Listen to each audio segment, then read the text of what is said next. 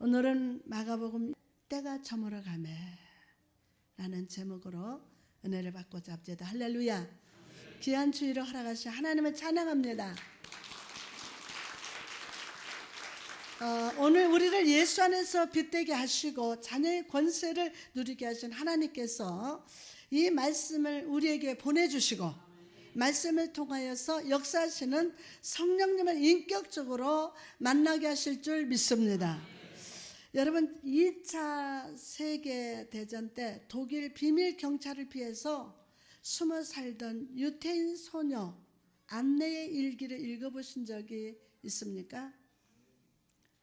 13살이었던 이 소녀는 죽음의 위협을 느끼면서 작은 골방에서 일기를 남겼습니다.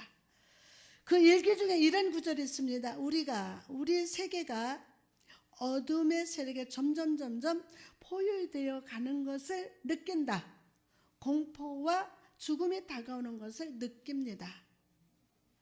그러나 동시에 우리는 이 공포와 죽음의 건너편에서 우리를 향해서 다가오는 하나님 나라의 빛을 바라보고 있다. 나에게는 하나님의 나라가 평화의 원천이다. 이 소망 때문에 이 작은 골방 안에서도 천국을 경험한다.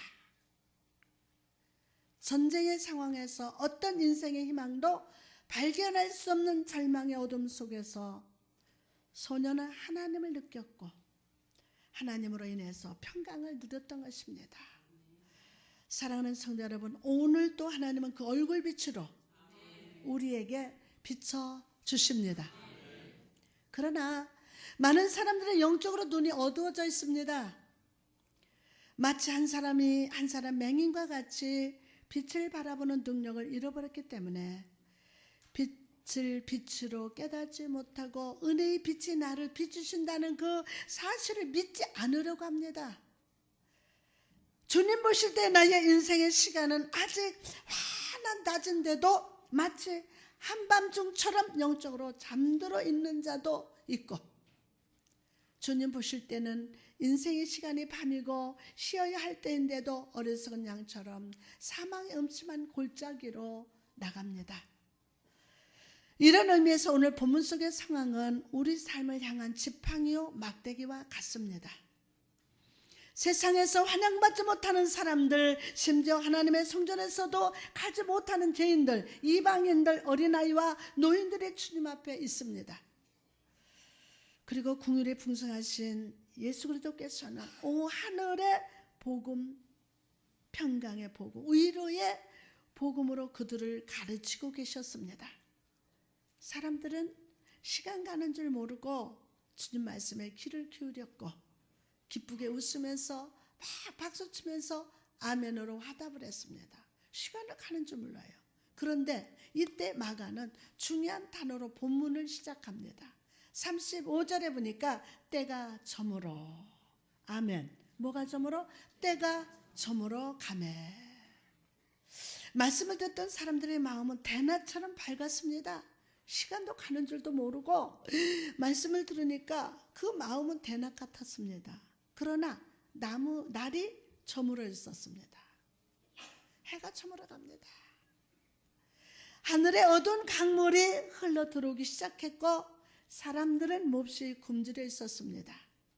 사랑하는 성도 여러분, 이처럼 신앙생활 하다 보면 우리 현실의 시간과 마음의 시간이 시차가 있다는 것을 깨닫습니다. 해외 선교를 다녀오면 한 주일은 이 시차 때문에 몹시 제가 힘들어합니다. 선교지의 시간에 적응하다 보니 한국 시간이 대낮인데도 몹시 졸리고 한밤중에 잠시 잠이 전혀 오지 않습니다.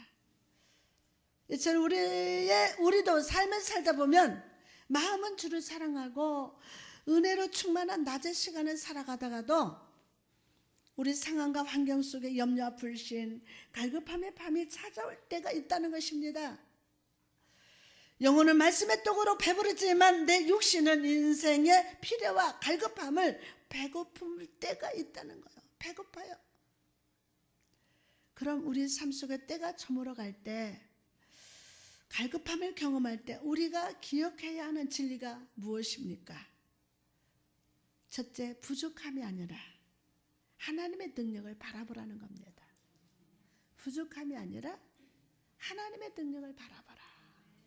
본문 35절에서 36절에 보니까 때가 저물어 가매 제자들이 예수께 나와 여짜오되 이곳은 뭔데 빈들이요 날도 저물어 가니 무리를 보내어 두루 촌과 마을로 가서 무엇을 사 먹게 하옵소서 라고 합니다. 예수님께서는 오랜 시간 동안 무리들에게 말씀을 전하셨습니다. 그분들은 막 기쁘게 말씀 받았어요. 제자들은 최소 15,000명이나 되는 이 사람들을 주님께서 어떻게 하실 것인지 제자들은 막 걱정이 됩니다. 그래서 제자들 더 늦기 전에 사람들을 보내셔서 사람들이 스스로 먹을 것을 구하고 잠잘 곳을 구하게 하시기를 예수님께 간구했습니다. 그때 예수님이 하신 대답이 무엇입니까? 이 대답은 제자들을 깜짝 놀라게 할 뿐만 아니라 화나게 만들었어요.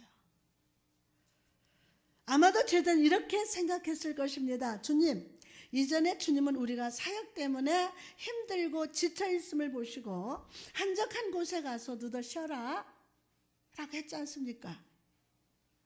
근데 지금 우리는 주님과 함께 쉬러 왔습니다. 아니, 그런데 어떻게 우리에게 이 많은 사람들에게 먹을 것을 먹으라고 하십니까? 먹이라고 하십니까? 그래서 제자들 흥분된 목소리로 예수님께 대답을 합니다. 37절에 보니까 여짜오되 우리가 가서 200데나리온의 떡을 사다 먹으리까?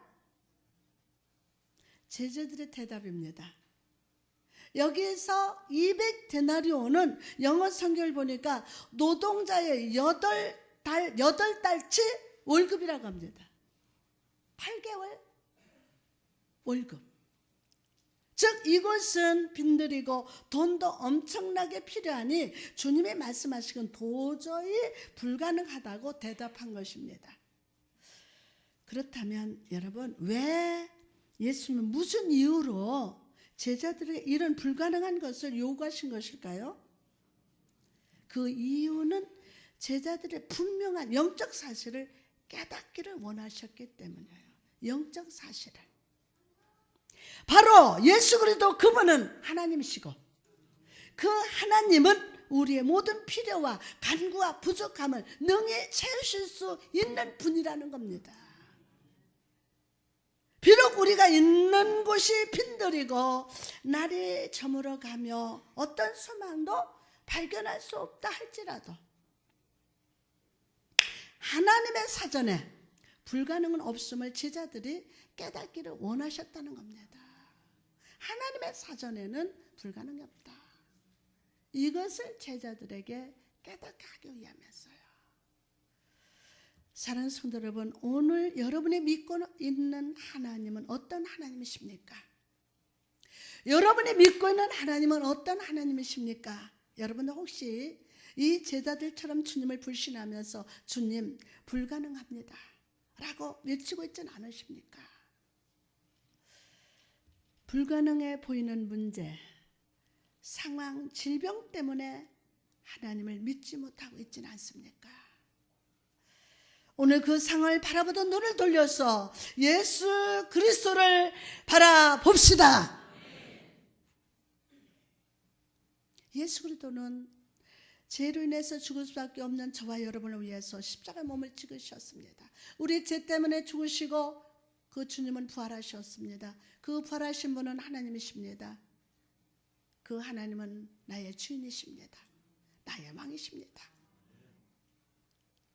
나의 행복을 위해서 그분이 불행해 주셨고 나를 풍성히 채우시기 위해서 손과 발에 피를 흘려주셨습니다. 우리가 삶 속에서 실패하고 절망해도 주님은 오늘도 그분의 충만하심으로 우리를 채워주시기를 원하심을 믿으시기 바랍니다. 그러므로 사랑하는 성도 여러분, 오늘 불가능을 바라보던 눈을 돌려서 믿음으로 예수 그리스도를 바라봅시다. 믿음으로 예수 그리스도를 바라봅시다. 믿음으로 예수 그리스도를 바라봅시다.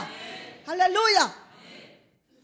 더 이상 여러분의 인생의 궁핍함과 갈급함을 세상의 모래를 먹음으로 채우려 하지 마십시오. 목마름은 궁핍함은 예수님이 주시는 생수를 마셔야 해결됩니다. 바울을 보십시오. 2000년 전 그가 참수형을 당하기 전에 있었던 감옥은 지하 감옥이었어요. 5평 정도 작은 골방 안에 45명의 죄수와 함께 있었으면서 화장실도 없이 대소변 냄새를 참아가면서 있었습니다. 그런 비참한 감옥 속에서 그가 한 고백이 무엇이었습니까? 빌립보서 4장 4절에서 7절 보니까 주 안에 산성 기뻐하라. 내가 다시 말하노니 기뻐하라. 아무것도 염려하지 말고 다만 모든 일에 기도와 간구로 너희 구할 것을 감사함으로 하나님께 아뢰라. 그리하면 모든 지각에 뛰어난 하나님의 평강이 그리스도 예수 안에서 너희 마음과 생각을 지키시리라. 여러분, 이런 죽음의 환경 속에서 기뻐하고 평강을 누리면서 감사할 수 있었던 근거가 무엇이었습니까? 바로 부활이요. 생명이신 예수 그리스도께 마음의 창을 활짝 열어두었기 때문이에요. 마음의 창을 예수 그리스도께 활짝 열어두었기 때문에 임마누엘 예수 그리스도가 감옥에 갇힌 그와 함께 하시고 생명으로 붙들고 계심을 믿었기 때문입니다. 그러므로 사랑하는 성도 여러분, 오늘 여러분도 마음의 창을 열어 주님을 바라봅시다. 예수 그리스도의 은혜의 빛이 여러분의 삶을 비치게 하시기 바랍니다. 예수님은 지금 이 자리에서 우리를 바라보시는 여러분 엉뚱하게 다른 데 보면 그 빛이 비춰집니까?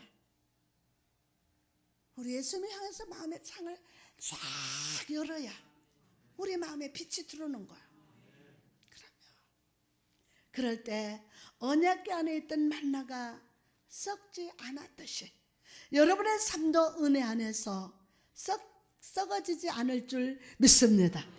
그러면 환경과 상황 속에 어떤 불가능의 어둠이 찾아온다 할지라도 여러분의 삶과 가정과 자녀와 모든 범사가 주의 은혜 안에서 생명으로 보존될 줄 믿습니다. 아론의 지팡이에 살구꽃이 피었듯이 여러분의 삶은 은혜 안에서 다시 피어나게 될 줄 믿습니다. 모든 불가능의 상황에서 나를 권능으로 붙드시는 예수 그리스도로 인해서 모든 것을 할 수 있음을 믿으시면 아멘 알쩌다. 모든 것을 할 수 있어요. 마가복음 9장 23절에 예수께서 이르시되 할 수 있거든요. 무슨 말이냐? 믿는 자에게는 능지 못할 일이 없느니라. 다음으로 우리 삶 속에 때가 저물어갈 때 갈급함을 경험할 때 우리가 기억해야 할 진리는 무엇입니까? 두 번째로 우리가 가진 것을 점검하는 것입니다. 내가 가진 것을 점검하는 것.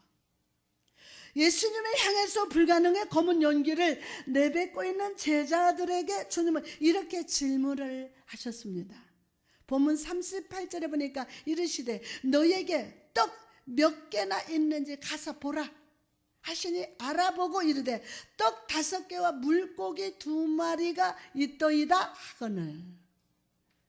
여기서 가서 보라 할 때 이 보라는 단어는 헬라어로 예이도라고 하는데 이 말은 인지하다, 발견하다, 이해하다 라는 뜻이라고 합니다. 즉 예수님의 제자들이 불가능한 상황을 바라보기 전에 먼저 그들이 무엇을 가지고 있는지 인지하고 발견하고 이해하기를 원하셨어요. 그래서 제자들은 주님의 말씀대로 알아보았고 한 어린아이의 도시락이었던 떡과 물고기를 가져갔습니다. 물고기가 이만한 줄 아세요? 멸치만 해요. 제자들을 알아보았습니다. 그러나 문제는 여전히 불가능의 감옥에 갇혀 있었다는 거예요. 요한복음 6장 9절에 보니까 여기 한 아이가 있어 보리떡 5개와 물고기 2마리를 가지고 있나이다. 그러나 그것이 이 많은 사람들 얼마나 되겠사옵나이까. 보리떡, 개떡, 도시락에 들어가는 거야. 만약 제자들이 주님의 명령대로 제대로 알아보았다면 예수 그리스도께서 이 작은 오병이를 가지고 큰 능력을 나타낼 수 있었음을 발견했어야 합니다. 그러나 그들은 그것이 얼마나 되겠습니까? 라고 고백함으로 여전히 불가능에 갇혀 있었습니다. 사랑하는 성도 여러분, 오늘 제자들에게 너에게 무엇이 있느냐 물으시는 주님은 여러분에게도 동일하게 묻고 계십니다. 너에게 무엇이 있느냐? 주님은 우리가 할 수 없는 것을 물으시는 것이 아니라 내가 가지고 있는 것이 무엇인지 찾아보라는 겁니다.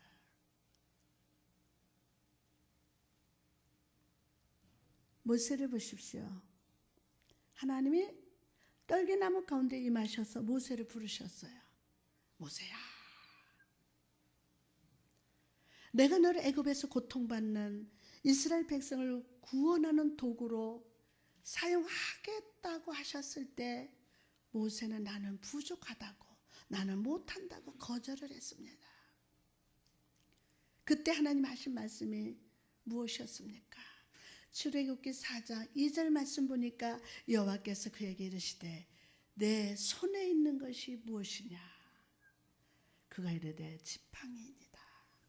지팡이. 하나님은 모세에게 가진 것이 무엇인지를 찾게 하셨어요. 그리고 하나님 앞에 지팡이를 내어 탁 드릴 때 하나님은 그 지팡이가 하나님의 지팡이가 되게 하셔서 모세의 지팡이가 내 손의 지팡이 딱 하나님께 이 지팡이를 내밀 때 모세의 지팡이가 하나님 지팡이가 되게 하셔서 홍해를 가르고 반사구에서 물을 내며 이스라엘을 인도하는 능력의 지팡이로 사용하셨습니다. 사랑하는 여러분, 이처럼 주님은 오늘 우리에게 내 손에 있는 것이 무엇이냐라고 물으십니다. 여러분 손에는 무엇이 있습니까? 이 자리에 있는 우리 모두 다 믿음의 지팡이를 들고 있지 않습니까? 오늘 저희 입술에서 선포되는 이 말씀의 지팡이가 있지 않습니까? 그러므로 사랑하는 성도 여러분, 오늘 이 시간 오병이어를 주님께 가져갔듯이 모세가 지팡이를 주께 올려드렸듯이 여러분의 믿음의 지팡이를 주님께 드립시다. 예수 그리스도가 하나님 아버지를 온전히 믿으셨듯이 예수 그리스도를 나의 인생의 능력으로 나의 주으로 온전히 믿으시기를 바랍니다. 그분은 내 죄 때문에 죽으셨다는 걸, 그분이 부활하셨고 부활하신 분은 하나님이시고 그 하나님은 나의 주인이시다, 나의 왕이십니다. 믿으시면 아멘 합시다. 그럴 때 예수 그리스도께서 여러분의 지팡이를 손에 쥐어 주셔서 캄캄한 어두운 사망의 골짜기, 시험의 골짜기, 불가능의 골짜기를 능히 지나가게 하실 줄 믿습니다. 철로 역전에 보면요, 크리스찬이 사망의 음침한 골짜기를 지나가는 장면이 나옵니다. 여러분도 보셨을 거예요. 그 골짜기에는 도깨비와 송장, 귀신과 괴물들이 가득했고 사슬에 묶여있는 저주받은 영혼들이 가득했습니다. 자, 이 크리스찬이 길을 걸을 때 한 귀신 하나가 무서운 생각을 계속 집어넣어 줍니다. 생각을. 하나님이 너를 버렸어. 하나님 널 버렸어. 막 계속 하나님 널 버렸다고 합니다. 크리스찬은 정신이 혼미해졌고 깊은 수렁에 빠질 뻔했습니다. 바로 그때 앞에서 어떤 소리가 들려왔습니다. 내가 비록 사망에 흠치만 골짜기로 다닐지라도 해를 두려워하지 않을 것은 주께서 나와 함께 하시매라. 주의 지팡이와 막대기가 나를 안위하시나이다 라는 음성이 쫙 들려옵니다. 그리고 이 말씀을 들은 크리스찬은 힘을 탁 얻어서 앞으로 걷기 시작했습니다. 앞으로 나갈수록 귀신들의 소리는 희미해졌고 눈앞에 붉은 해가 쫙 솟아오르는 것을 보게 되었습니다. 사랑하는 성도 여러분, 지금 여러분 어떤 인생의 골짜기를 지나고 있습니까? 그 골짜기에서 여러분 어떤 소리에 귀를 기울이십니까? 여러분 혹시 오늘도 내 마음속에서 하나님을 널 버렸다, 하나님 너를 버렸어, 는 불가능의 소리를 듣고 있지 않으십니까? 여러분도 혹시 여러분 마음속에서 하나님을 버렸다, 하나님이 너를 버렸다, 하나님 너 버렸어 라는 불가능의 소리를 듣고 있지는 않습니까? 여러분의 이 불가능의 소리에 귀를 기울인다면 여러분의 믿음은 혼미해지고 낙심이 되며 결국 어떻게 해요? 절망의 골짜기에, 사망의 골짜기에 빠져 죽게 됩니다. 그러나 오늘 우리에게 말씀을 보내시는 예수 그리스도의 음성을 들을 때 여러분의 지친 발은 힘을 얻게 될 것이며 밝은 태양과 같은 빛 대신 예수 그리스도가 여러분을 두 팔을 벌려 안아주실 것임을 믿으시기 바랍니다. 주의 친절한 팔에 안길세 우리 마음이 편안하리니 항상 기쁘고 복이 되겠네. 영원하신 발에 안길세. 내가 사망의 엄침한 골짜기로 다닌다 할지라도 해를 두려워하지 않는 것은 주께서 나와 함께 하심이라. 주의 지팡이와 막대기가 나를 안위하시나이다. 오늘 믿음의 지팡이를 오늘 주님께 드립시다. 그리고 목자 되신 주님의 인도하심을 따라서 주님을 찬양하며 따라갑시다. 특히 저는 여러분의 다음 일주일의 삶이 찬양이 넘치는 한 주가 되시기를 축복합니다. 이런 말이 있습니다. 기도는 영적 전투에서 성도를 견디게 하지만 찬양은 그 영적 전투를 끝나게 한다. 여러분의 아무리 믿음으로 기도해도 불평하면 영적 전투가 끝나지 않습니다. 여러분 삶의 환경에 아무것도 바뀐 것이 없고 내가 아직 사망의 엄침한 골짜기를 걷고 있어도 찬양하면 전쟁은 끝납니다. 찬양하면 전쟁은 끝납니다. 그러므로 여러분 바울과 실라와 같이 여러분의 삶의 자리에서 믿음으로 주를 찬양합시다.